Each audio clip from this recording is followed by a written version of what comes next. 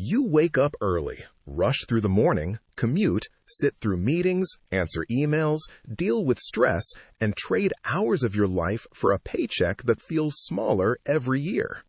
The money hits your account, and for a brief moment, you feel okay, maybe even relieved. Then the rent goes out, utilities follow, groceries, transportation, subscriptions, unexpected expenses. Within days, sometimes hours, the money is gone. And you start asking a quiet question you don't say out loud. If I'm doing everything right, why does this still feel like I'm falling behind?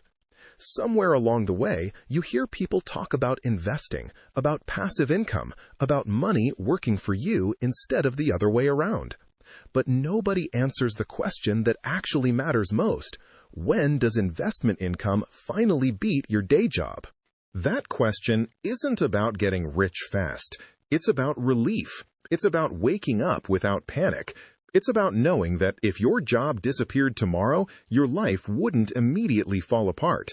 Yet most people never get a clear answer because the truth isn't flashy and it doesn't sell dreams. So let's talk about it honestly, with real numbers, real timelines, and zero hype. Imagine someone like Sarah. She's not irresponsible. She doesn't gamble with money or chase get-rich-quick schemes. She earns $60,000 a year, which sounds solid on paper. After taxes, she brings home roughly $45,000 a year, or about $3,750 per month. She budgets carefully and manages to invest $800 every month, which is already more than most people can do. That's $9,600 a year going into low-cost index funds. She's consistent. She doesn't panic during market drops. She does exactly what financial advice tells her to do. After her first year, Sarah checks her investment account. The balance looks underwhelming. Her total gain for the year is around $400 to $600, depending on market conditions. That's it. Less than 1 week of her salary. She feels disappointed, maybe even embarrassed for thinking investing would change anything.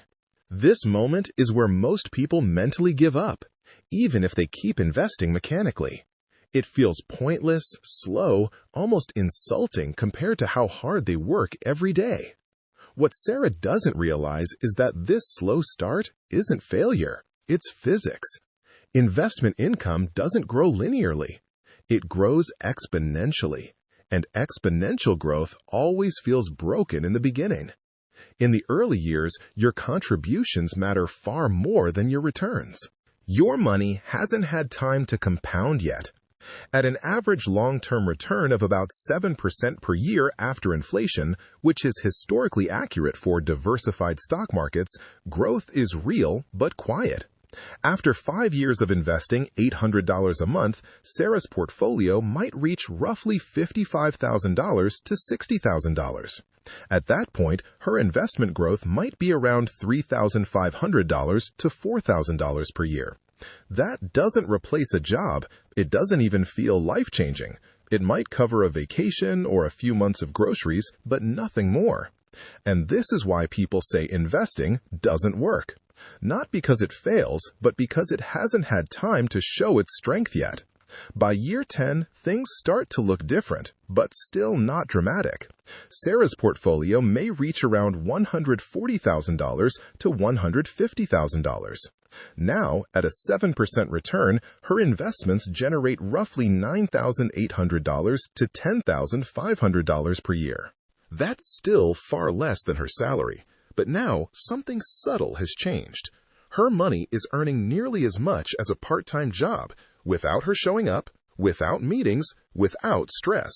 It's not freedom, but it's momentum.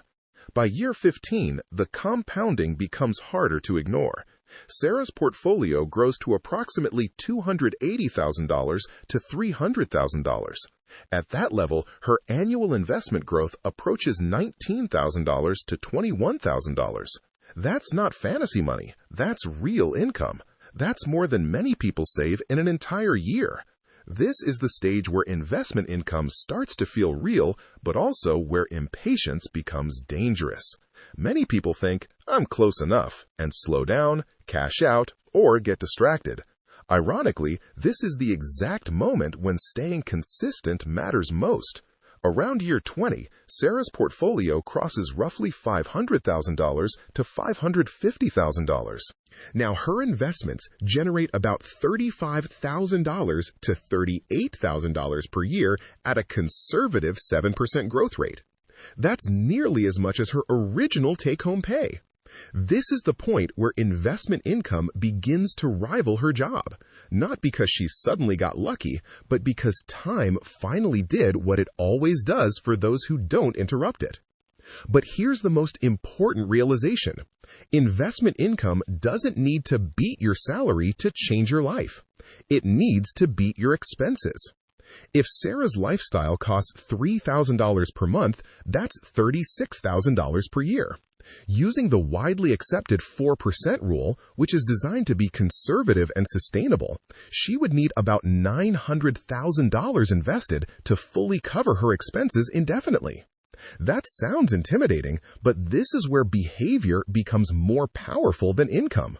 If Sarah reduces her expenses by just $500 per month, her annual expenses drop to $30,000. Now she needs $750,000, not $900,000. If she increases her investing by $300 per month, her timeline shortens dramatically. This is why people with average incomes but high discipline often reach financial independence faster than high earners who inflate their lifestyle with every raise.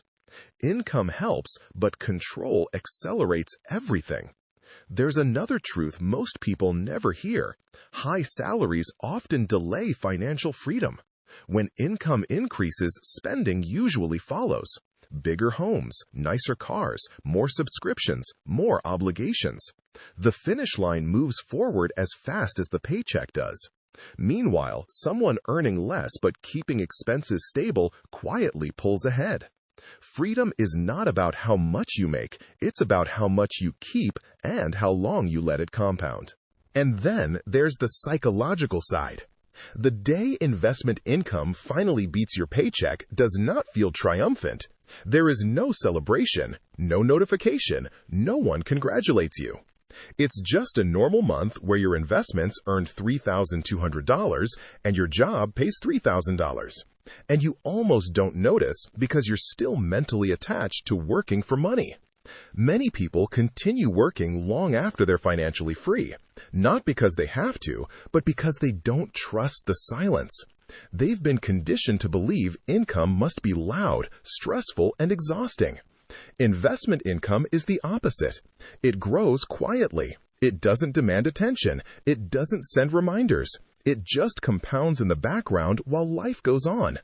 And that quiet nature is why so many people underestimate it. They mistake boredom for failure, slowness for weakness, and patience for stagnation. The truth is, investment income rarely beats your day job quickly. It beats it slowly, steadily, and almost invisibly, until one day you realize your job is optional. If you're investing right now and it feels pointless, that doesn't mean you're doing it wrong. It means you're still early. Everyone who ever succeeded went through this exact phase. The only difference between those who make it and those who don't is simple. The ones who made it didn't stop when it felt unrewarding. One day, your money will work harder than you do. Not because of luck, not because of secret strategies, but because time finally caught up with your discipline. And when that day comes, it won't announce itself loudly. It will just quietly change everything.